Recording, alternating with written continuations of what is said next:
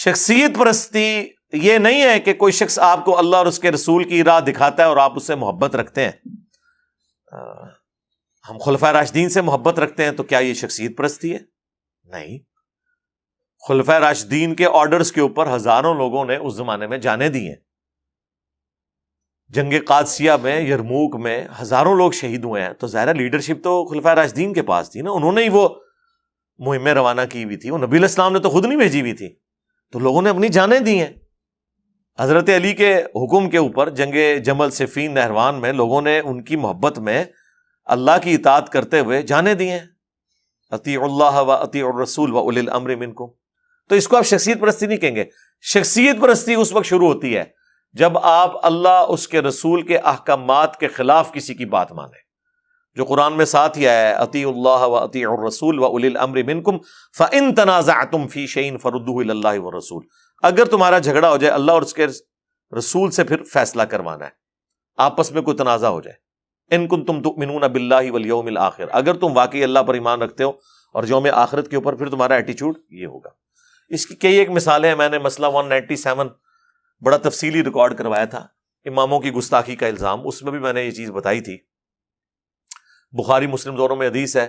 حضرت حسان ابن ثابت مسجد میں بیٹھ کے نعتیہ اشعار سنا رہے تھے، تو حضرت عمر وہاں سے گزرے، امیر المومنین تھے، روب تھا، سب کچھ تھا، زبان سے انہوں نے کچھ نہیں کہا، صرف انہوں نے یوں کھڑے ہو کے دیکھا۔ ان کو بھی سمجھ آ گئی کہ یہ کیوں اس طرح کر کے دیکھ رہے ہیں، ظاہر سمجھدار لوگ تھے، اور پھر حضرت عمر تو ابھی کھڑے بھی نہیں ہوتے تھے۔ ہاں، انہوں نے کہا جی کوئی مسئلہ خراب ہو گیا، تو اس سے پہلے کہ حضرت عمر کوئی بات کرتے انہوں نے کہا اس طرح نہ دیکھ میری طرف، تجھ سے بہتر شخصیت مسجد میں ہوتی تھی، میں ان کے سامنے بھی نعتیہ اشعار پڑھتا تھا۔ ٹھیک ہے، ویسے آج کل کو مولوی ہوتا کہتا جی تینوں لام ہو گیا کہ میں کے پاس سوچنا وا، اپنی عزت بچانی ہوتی نا اگر، ہاں ان کو آپ اس طرح کریں نا، دیکھو کتنے دماغ گیا میرا، کہتے ہیں وچو کیسی کیسی گلاں کٹ ہے۔ یہ میں آپ کو نیشنل بتا رہا ہوں، اگر اس وقت کوئی مولوی آپ کو یوں کر رہا ہے اور آپ دیکھ رہے ہیں اور آپ آگے سے آپ کو پتا چل گیا کہ اس کو کیا تکلیف ہو رہی ہے، آپ بولے نا وہ اپنی عزت بچانے گئے تنوں لام ہو گیا، میں کوئی اور شاید دیکھ رہا سا، میں تو تک رہا سا پیچھے ٹوٹی جو پانی کے اوپر نکل رہا ہے وہ پہ دیکھتا سا۔ عزت بچانے کے لیے نا جھوٹ بول دیں گے، لیکن چونکہ حضرت عمر ایمان والے تھے، جو ان کے دل میں تھا وہ انہوں نے کہا۔ جب انہوں نے کہا نا اس طرح نہ مجھے دیکھ، تو ظاہر ہے یہ حضرت حسان نے جج کیا تھا کہ وہ یہ میرے شاعرانہ کلام کے اوپر ایسا ان کو فیل ہو رہا ہے۔ ظاہر ہے ایک آکورڈ کام تو ہو رہا ہے نا، اس زمانے کیڑی محفل ملاد ہوندی سی حضرت عمر دے زمانے کہ وہ عادی ہوندے کہ ہاں یار ایک اور محفل اج لگی ہے۔ اچھا، تو حضرت عمر نے کہا کہ اپنا گواہ لے کر آؤ، انہوں نے کہا یہ ابو ہریرہ بیٹھے ان سے پوچھیں، تو حضرت ابو ہریرہ نے کہا کہ اے امیر المومنین میں گواہی دیتا ہوں کہ نبی علیہ السلام نعتیہ اشعار سنتے تھے، نہ صرف سنتے تھے بلکہ کہتے تھے اے اللہ روح قدس کے ذریعے حسان کی مدد فرما جس طرح عیسیٰ ابن مریم کی مدد تو نے کی تھی، وَأَيَّدْنَاهُ بِرُوحِ الْقُدُسِ۔ بلکہ مسلم میں تو الفاظ ہیں اے حسان تیرے اشعار ان کافروں پر ہمارے تیروں اور نیزوں سے بھی زیادہ سخت ہے۔ ظاہر ہے وہ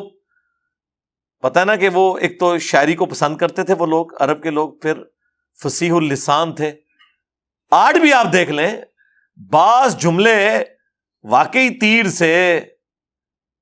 زیادہ سخت لگتے ہیں، ہم کوئی غلام ہیں، ہاں ابھی کہنے کو تو ایک جملہ ہے لیکن کدھر کدھر جا کے کس کس کو لگتا ہے۔ ٹھیک ہے، تو بعض اوقات کوئی سلوگن، کوئی جملے وہ اتنے سخت ہوتے ہیں کہ وہ گولی سے زیادہ اثر کرتے ہیں۔ اس زمانے میں بھی ایسا تھا۔ صحیح مسلم میں اوپر تلے 10 احادیث ہیں جس میں حضرت حسان کے وہ شعر ہیں جو انہوں نے نبی علیہ السلام کے دفاع میں، جو کافر آپ پہ اعتراض کرتے تھے وہ شاعری میں اس کا جواب دیتے تھے۔ اور آپ کو حیران کن بات بتاؤں، حضرت حسان ان لوگوں میں شامل تھے جنہوں نے حضرت عائشہ پہ تہمت لگائی، وہ جو سورہ نور میں برات میں آیات نازل ہوئی۔ اب حضرت عائشہ نے وہ 40 دن کس تکلیف میں کاٹے ہیں، بالکل لاغر ہو گئی تھی رو رو کے اس غم میں، جب تک کہ قرآن نازل نہیں ہوا۔ اتنی تکلیف ایک شخص نے دی ہو آپ کو، لیکن اس کے باوجود حضرت عائشہ کے سامنے اگر کوئی حسان کا ذکر برائی سے کرتا تو اسے ٹوک دیتی تھی اور کہتی تھی حسان کو برا مت کہو، کیونکہ جب رسول اللہ پر کافر اعتراض کرتے تھے تو حسان اپنے اشعار سے ان کا جواب دیا کرتا تھا۔ اچھا، یہ حضرت عائشہ نے اپنی للہیت تو شو کی ہمیں بھی ایک درس دیا کہ آپ کے لیے کرائٹیریا اللہ اور اس کے رسول کی محبت ہونی چاہیے، باقی ساری چیزیں چھوڑ دیں، ٹھیک ہے؟ چھوڑ دو مامون ہوں یار، تکو فرمایا کہ نہیں ہے کہ مار کو باغی جماعت قتل کرے گی،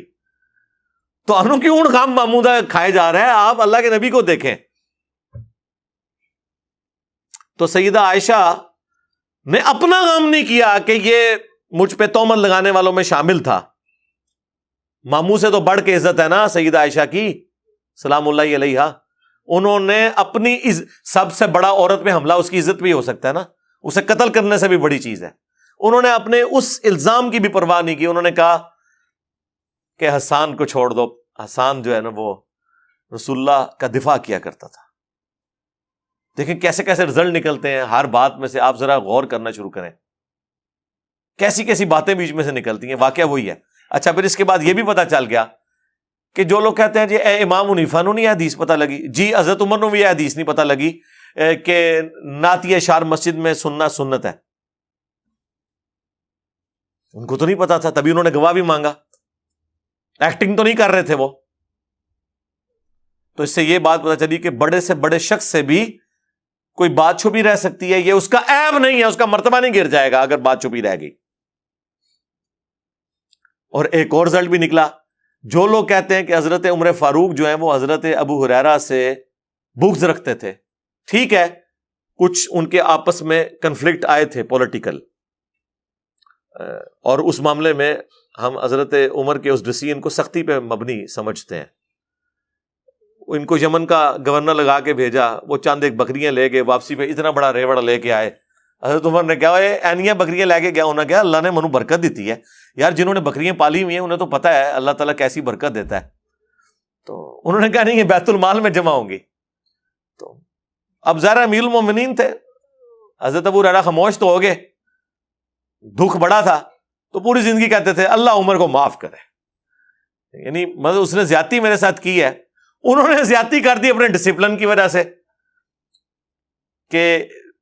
جاتے ہوئے اتنی بکریاں تھی، آتے ہوئے اتنی زیادہ ہیں، تو کہیں یہ ادھر ادھر سے کوئی ہینکی پھینکی نہ ہوئی ہو۔ اور عین ممکن ہے کہ حضرت ابو ہریرہ کو انہوں نے فرنٹ پہ رکھ کے باقیوں کو میسج دے دیا ہو کہ ہاں تو تسی تو شاہی کوئی نہیں اگر میں ابو ہریرہ نال پہ کرنا۔ تو اس طرح کے واقعے سے، لیکن یہاں پر آپ دیکھیں حضرت ابو ہریرہ نے جب گواہی دی کہ اے امیر المومنین میں گواہی دیتا ہوں کہ حسان درست کہہ رہا ہے کہ یہ رسول اللہ کو نعت اشعار سناتا تھا اور حضور دعائیں کرتے تھے، روح قدس کے ذریعے اس کی مدد فرما، تو حضرت عمر نے ان کی گواہی قبول کی اور وہاں سے چلے گئے۔ تو اگر حضرت عمر فاروق حضرت ابو ہریرہ کی باتیں قبول نہ کر رہے ہوتے، جس طرح کہ غالی رافضی کہتے ہیں کہ جی وہ ابو ہریرہ کی حدیثیں تو حضرت عمر نے قبول نہیں کی ہیں، تو یہ حضرت عمر نے ان کی حدیث قبول کی ہے، اور اتنی بڑی بات قبول کی ہے۔ انہوں نے تو نہیں کہا کہ میں تو کوئی سکہ راوی نہیں ہے، ایسی تو بات کوئی نہیں ہوئی۔ اور ایک اور رزلٹ بھی نکلا کہ کوئی بڑا شخص بھی چھوٹے سے سیکھ سکتا ہے۔ حضرت عمر اپنے سٹیٹس کے اعتبار سے بھی، دینی اعتبار سے بھی ایک بڑے تھے، لیکن انہیں چھوٹوں نے سکھایا کہ یہ اس طرح نہیں، اس طرح۔ حضرت ابو ہریرہ تو 7 ہجری میں مسلمان ہوئے حضور کی وفات سے 4 سال پہلے، اور حضرت عمر جو ہیں وہ ہجرت مدینہ سے بھی آلموسٹ 7 سال پہلے مسلمان ہوئے ہیں، یعنی کم از کم 14-15 سال کا اسلام قبول کرنے کا ڈفرنس ہے دونوں کا۔ لیکن حضرت ابو ہریرہ نے ان کو ایک بات بتائی۔ اچھا، یہ بھی لوگ کہتے ہیں کہ حضرت ابو ہریرہ اتنی حدیثیں کیوں، اس پہ میں نے کافی دفعہ بولوں، حضرت ابو ہریرہ کے زمانے میں بھی لوگ کہتے تھے کہ ابو ہریرہ اتنی حدیثیں کیوں سناتا ہے، تو وہ پھر لوگوں کو کہتے تھے کہ اللہ کے بندو، ہمارے باقی ساتھی تو محنت مزدوری کرتے تھے اور میں اصحاب صفہ میں تھا، میں ہر وقت مسجد میں رہتا تھا، حضور سے سوالات کرتا تھا، حضور سے پوچھتا رہتا تھا، حضور سے سیکھتا رہتا تھا، اس لیے میں نے زیادہ ہی حدیثیں روایت کرنی ہے نا،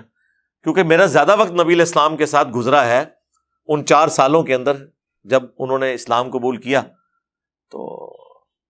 یار 1 یا 2 پوڈ کاسٹ میرے ساتھ لوگ کر کے چلے جاتے ہیں نا، کئی سال تک اس کے کلپ بناتے رہتے ہیں، ہے کہ نہیں؟ اب آپ یہ کہیں گے کہ یار وہ تو 1 یا 2 دفعہ ہی علی بھائی کو ملا ہے، اس کے بعد اتنا علم کہاں سے آ گیا؟ بھائی اللہ کے بندو، وہ 4 گھنٹے میرے ساتھ لگا کے گیا ہے۔ آپ ذرا امیجن کریں کہ حضرت ابو ہریرہ سال ہا سال اگر پورا دن مسجد میں ہے اور حضور سے گپ شپ کرتے ہیں تو کتنی پوڈ کاسٹ ریکارڈ کی ہیں انہوں نے اپنے دماغ کے اندر؟ اس سے بڑھ کر حضور کی دعا، بخاری مسلم میں حدیث، حضرت ابو ہریرہ کہتے ہیں کہ ایک دن رسول اللہ نے فرمایا کون ہے جو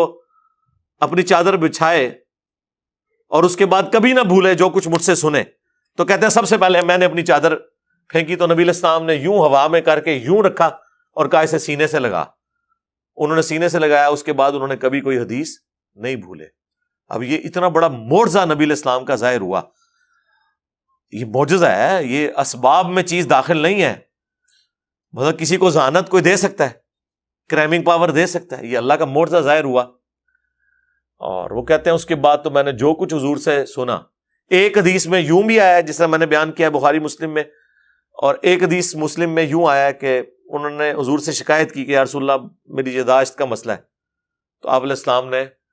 کہا کہ اپنی چادر بچھاؤ، پھر آپ نے یوں کر کے یوں رکھا اور کہا اسے سینے سے لگاؤ۔ کہتے ہیں میں کبھی نہیں بھولا۔ لیکن ایک بات یاد رکھیے گا، بہرحال لکھنے کو پھر بھی پرائورٹی ہے۔ صحیح بخاری میں حدیث ہے، حضرت ابو ہریرہ خود کہتے ہیں کہ مجھ سے زیادہ حدیثیں عبداللہ بن عمر بن عاص کو آتی ہیں، کیونکہ میں زبانی یاد رکھتا ہوں اور عبداللہ بن عمر بن عاص لکھ لیتے ہیں۔ حضرت ابو ہریرہ خود کہہ رہے ہیں کہ مجھ سے زیادہ حدیثیں کسے آتی ہیں؟ عبداللہ بن عمر بن عاص کو، کیونکہ وہ لکھ کے یاد کرتے ہیں، میں زبانی یاد کرتا ہوں۔ آپ کو مال کسی نے پٹی پڑھا دی ہے کہ جی یہ زبانی تقریر کرنا جو ہے کوئی فن ہے اور لکھ کے کرنا جو ہے کوئی عیب ہے۔ اللہ کے ہاں تو لکھنا بہتر ہے۔ اللہ نے اس کو فخریہ بیان کیا، الذی علم بالقلم، اللہ ہے جس نے قلم کے ذریعے علم سکھایا۔ لکھ کے بات کرنا، نوٹس بنانا، اپنے نوٹس چیک کر کے تاکہ کوئی بات بھول نہ جائے، یہ کرنا یہ کوئی عیب نہیں ہے، یہ خوبی ہے۔ پوری دنیا کا علم لکھ کے ٹرانسفر ہوا ہے نا، چاہے وہ ٹائپنگ کے ذریعے لکھا جائے، چاہے کاتب کے ذریعے لکھا جائے۔ آج بھی جو کتابیں ہیں، چاہے آپ PDF پڑھ لیں چاہے ہارڈ کاپیز پڑھ رہے ہیں، لکھ کے علم ٹرانسفر ہوا ہے نا۔ زبانی تو ہوتا نا تو پھر یہی ہونا تھا کہ کبھی کسی نے کوئی آیت غلط پڑھ دینی تھی تقریر کے اندر، کبھی کسی نے کسی ملک کی باؤنڈری کسی ملک کے ساتھ ملا دینی تھی، کبھی کسی نے نبیوں کی تعداد ہی غلط بتا دینی تھی۔ یہ زبانی کلامی کے جو اوور کانفیڈنس ہونے کے پھر یہ نتائج ہوتے ہیں نا کہ جب آپ لکھ کر کبھی کوئی خاتم النبیین سے ہی نہیں بول سکتا۔ اللہ کے بندو، زندگی میں ایک دفعہ تم لوگوں نے حلف نامہ پڑھنا ہوتا ہے، ایک دن پہلے بلا کے 4 دفعہ پریکٹس کر لو نا، 5ویں کلاس کا بچہ تو وہ بھی صحیح لفظ بول دے گا، لیکن نہیں اوور کانفیڈنٹ۔ اردو ہے ہماری زبان ہے، ہم پڑھ لیں گے، اردو تو بڑی ہو کیجیے، اللہ نے بولے ہو انگلش سے زیادہ مشکل زبان ہے یہ، اتنے نقطے ہیں، اتنے ایشوز ہیں۔ انگریزی میں تو کوئی نقطہ ہی نہیں ہے، ایک آئی کا ہے وہ بھی معصوم سا ہے، باقی تو پوری انگریزی میں کوئی نقطہ ہی نہیں ہے۔ کتنی بڑی خوبی ہے اس زبان کی، نقطہ ہے ہی نہیں ہے، اسی لیے تو وہ جوائنٹ رائٹنگ بھی اس کی اتنی تیزی سے ہو جاتی ہے۔ نقطے پاندے رہتے تھے پھر تسی انگریزی بھی، میں انجینئرنگ کر پہنا تسی ڈاکٹری دی تعلیم حاصل کر پڑھنے۔ تو اس لیے ان چیزوں کو عیب کے طور پر نہیں شمار کیا جاتا۔ تو وہ بات شروع ہوئی تھی حضرت ابو ہریرہ سے زیادہ حدیثیں عبداللہ بن عمر بن عاص کے پاس تھی، کیونکہ وہ لکھ کے حدیث کو سیو کرتے تھے اور ان کے شاگردوں کے صحیفے پھر بعد میں ٹرانسفر بھی ہوئے۔ تو بات سوال شروع ہوا تھا شخصیت پرستی، جو کہ سوال کریٹیکل تھا، اس لیے میں اس پہ لمبا ٹائم لیا ہے بولتے ہوئے کہ شخصیت پرستی سے بچنے کا آسان طریقہ یہ ہے کہ جس شخص کی بات قرآن و سنت کے مطابق ہے وہ آپ لے لیں، اور قرآن و سنت کے مطابق نہیں ہے تو اس بات کو چھوڑ دیں، شخصیت کو نہ چھوڑ دیں۔ اے مولوی تو غلط کہانی کراندا ہے، یہ ہے ہمارا علماء سے اختلاف ہے کہ بندہ ہی چھاٹ دو، تو پھر سرکار تو آڑے تھے اگلے پچھلے سارے فارغ جے، یہ نہ کرے، بندہ کو چھوڑ دے، ساروں کو سنیں، اور اس کے بعد جس کی بات قرآن و سنت کے مطابق ہو لے لیں، اس کی باقی باتیں چھوڑ دیں۔ اگر آپ یہ قدغن لگائیں گے نا کہ آپ نے اس بندے کو ہی چھوڑ دینا ہے، تو پھر اس کا تو اینڈ رزلٹ، پھر تو یہ سب سے پہلے تو چھوڑے نا اپنے ابوں کو، جن کی ہم نے کتنی کتنی غلطیاں بتائی ہیں، کوئی چھوڑنے کے لیے تیار نہیں ہو رہا، بلکہ اپنے ابوں کی محبت میں دوسروں کے ابوں کو اور جو غلطی ہائی لائٹ کر رہے ہیں اس کو گالیاں نکالنا شروع کر دیتے ہیں، اور پھر آپ سے کہتے ہیں جی اینو نہ سنا کرو۔ تسی انہوں نے سن رہے ہو اور ان کی کتابیں پڑھ رہے ہو جنہوں نے اپنے ناموں کے کلمے پڑھائے ہوئے ہیں. ابھی دیکھیں نا ہم نے کیسی چیز پکڑ لی ہوئی ہے ان کی.